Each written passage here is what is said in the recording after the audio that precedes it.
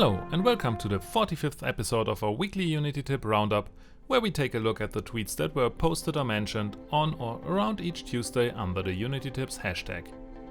After taking a little trip into a double episode last week, we are going back into the mode you and we are familiar with. Let's call it old school stuff. One episode with 5 great Unity tips from the Unity community and our little contribution as number 6. 6 is just right because it's just about 6 degrees outside. It's getting colder and colder and probably soon we'll be scraping the eyes of our car windows again. You wonder why? Because it's almost Christmas and we can't get all the presents online. For example, the delicious food for the holidays. So let's hurry up and go through this episode together because we don't have much time left until Christmas. In this episode we gathered 5 of the tweets that were posted, shared or retweeted around October 22nd, 2022. This week we are opening with another tip from Peter, also known as Sunny Valley Studio. He also used the tip in his VR archery tutorial. He used it to create moving targets. You can create random points inside the sphere with random.InsideUnitSphere and use it to create randomly moving targets as Peter is showing in the video.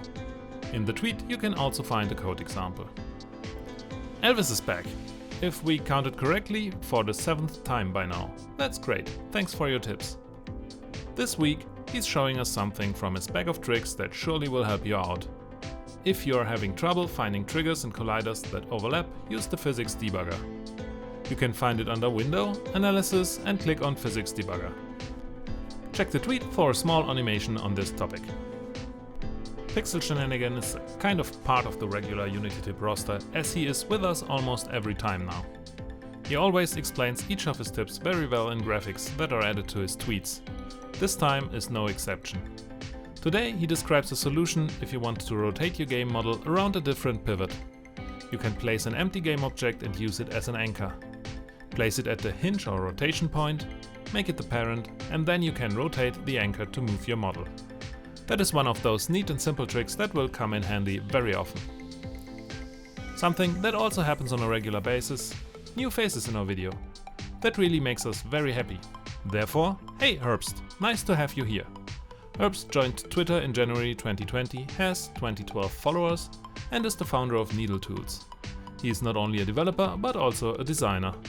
His first tip, however, has rather less to do with design. It is, as he describes it, a UTF-8 hack.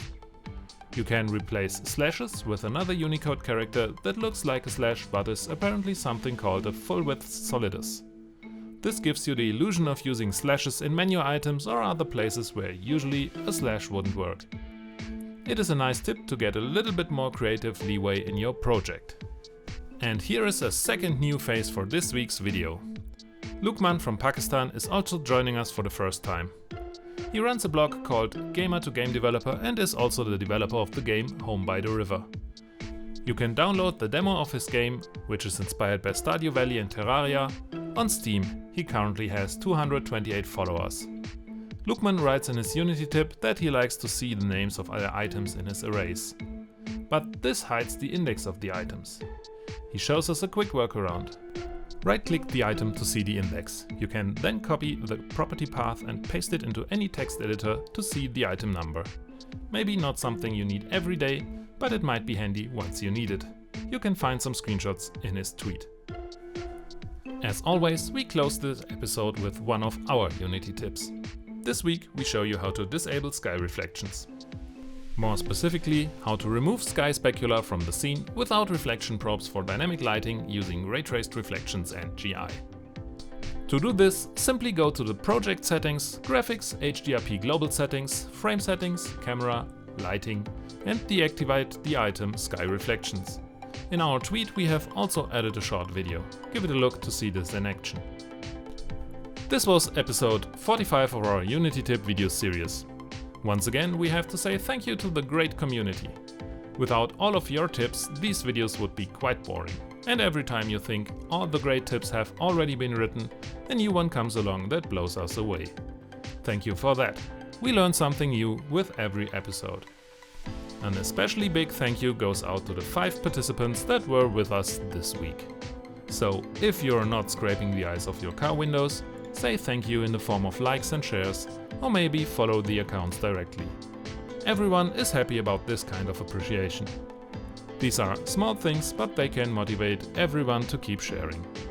Therefore, we would also be happy if you follow our YouTube account and also hit the bell. Then you will always be notified about new videos. You can also find all UnityTip videos in a nice playlist. The link is in the video description. We close this video now with a PSA. Only 30 days until Christmas. And as always, for any questions, comments, recommendations or requests, please use the comment section. Thank you for your time and see you next week.